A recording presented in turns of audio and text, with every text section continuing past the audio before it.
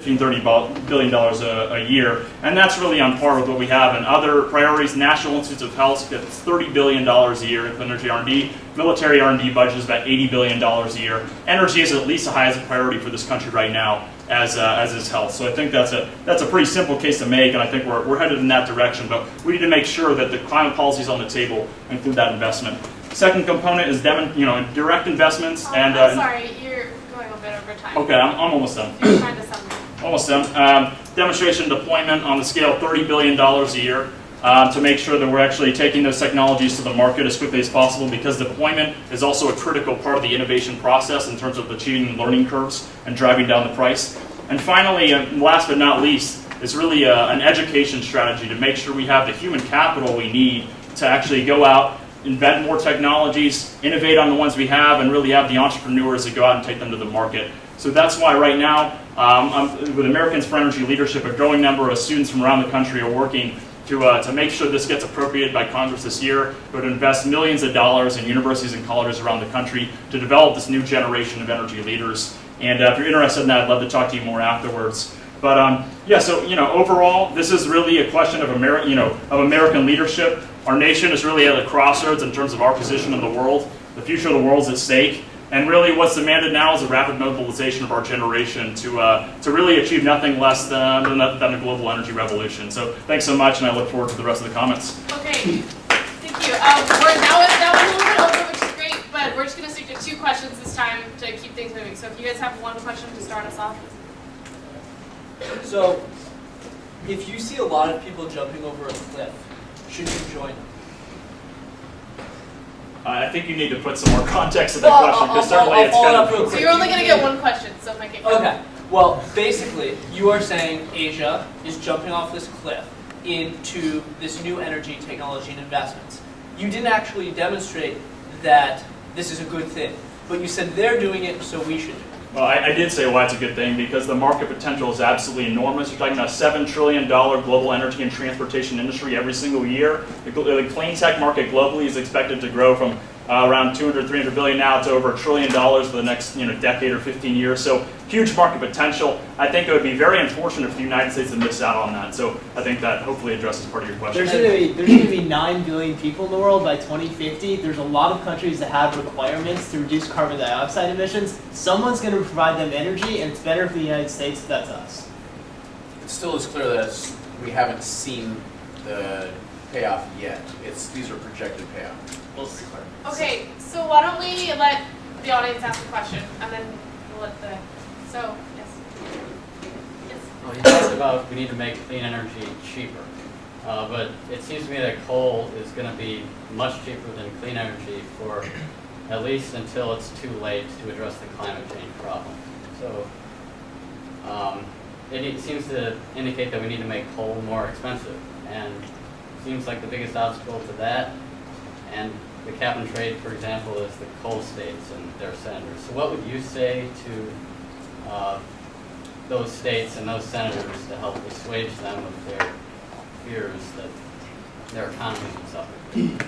Yeah, I mean, I think the solution is really, and this is already happening. I mean, there is going to be cost containment in any single cap and trade bill you're going to find that's presented really anywhere in the world. And we already see that right now. What we have for cost containment is enormous international and domestic offsets. I think that's a very problematic issue.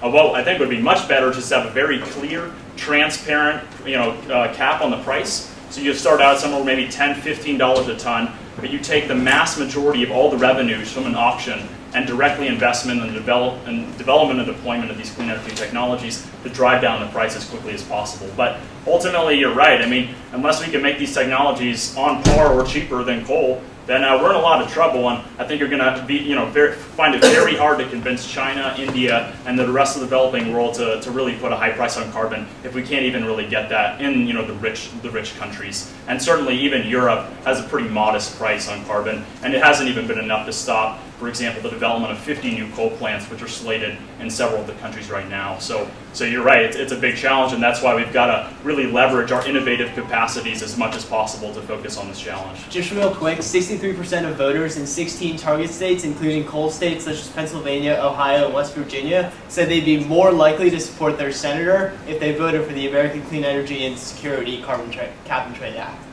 Okay, so why don't we move on to Dylan? I think you're gonna go, and we'll really try to stay within the time limit this time. In fact, I'll sit here and give you a signal when it's 5 minutes. Okay. It'll be difficult to follow Teryn, Hirshman as always. I want to keep in mind that we are talking about 2010 specifically.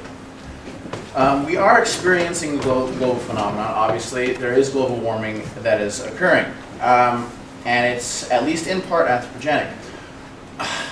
That's where the tricky questions start. Remember that there's currently a major global economic downturn, as Teryn talked about. The West is having trouble keeping up with their Asian counterparts.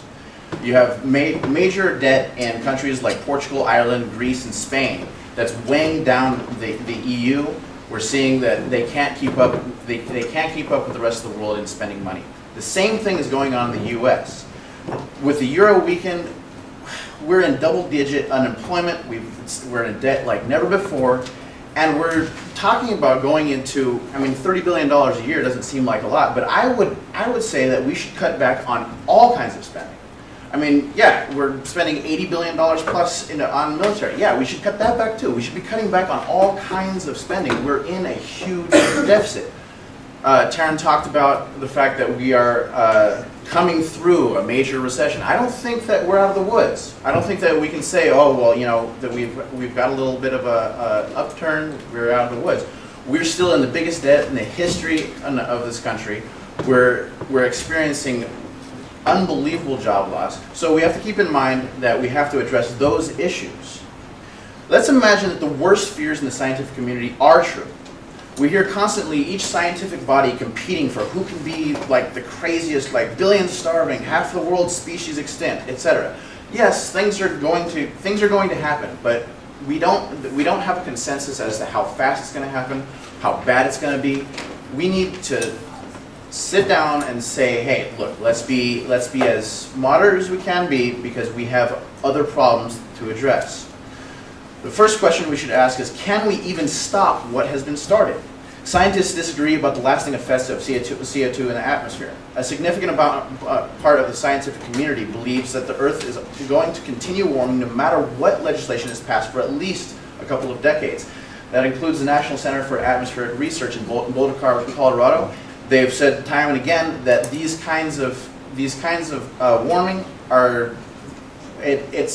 No matter what we do, it's going to warm some, and they obviously want to try to stem that. But the lasting damage has potential to escalate wildly if some alarmists are to be believed about the melting tundra in Siberia releasing thousands of tons of methane, or thousands of millions of tons of methane, which then converts to CO2. This has been mentioned in a bunch of Stanford editorials recently. But second, we must ask whether the steps we can take to combat global warming are going to do only good. How can we be sure that the alternative energy sources that are being developed won't have unwanted effects associated with them, much like ethanol, which prompted famines around the world in the last decade. That ethanol, which was so highly touted, much like many of the untested energy sources being pushed today by companies like Jeep and General Electric. Ethanol is now regarded as unworkable, and who knows what other energy sources will go the way of the wastebasket of history. Finally, we have to look at the economic payoffs of such expensive legislation. The most conservative of climate change bills proposed recently deal in the trillions of dollars over the next decade or two. At a time of such huge debt, we are trying to create jobs, fix healthcare, bail out dying corporations. It seems that the government officials want to abandon the free market in every sector. Why is the free market hated so much right now? The free market has proved itself useful in the past as a creator of new ideas. The entire Industrial Revolution is based on the inventiveness of the free market. It is true that increases in government R&D spending has prompted advances in the past, with NASA being the most notable example, and there are others. I would hold that the great majority of scientific advances come from necessity in competition. We talked about China being way ahead of us in the race for clean energy. Well, why is China so far ahead? If they're so far ahead because there is a lucrative market out there. We should allow the free